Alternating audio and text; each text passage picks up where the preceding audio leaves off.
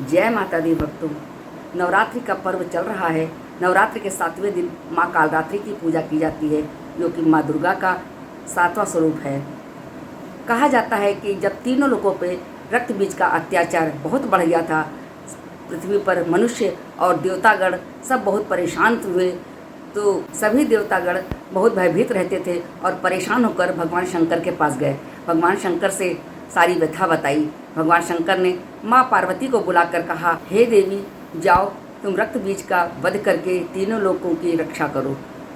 देवी ने दुर्गा का रूप धारण किया और रक्त बीज के वध को चली।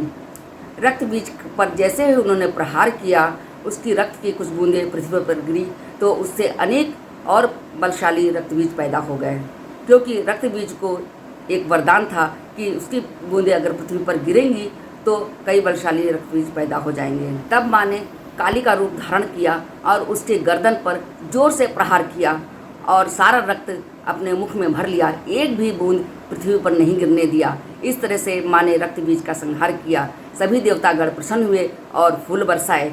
इस तरह से माँ ने तीनों लोगों की रक्षा की। माँ का एक नाम रक्तदंतिका भी इसी कारण पड़ा। माँ का शरीर कृष्ण वर्ण का है। माँ कालरात्रि की पूजा करने से सभी तरह की नकारात्मक ऊर्जाएं खत्म हो जाती हैं। माँ कालरात्रि की पूजा नवरात्रि के 7वें दिन की जाती है।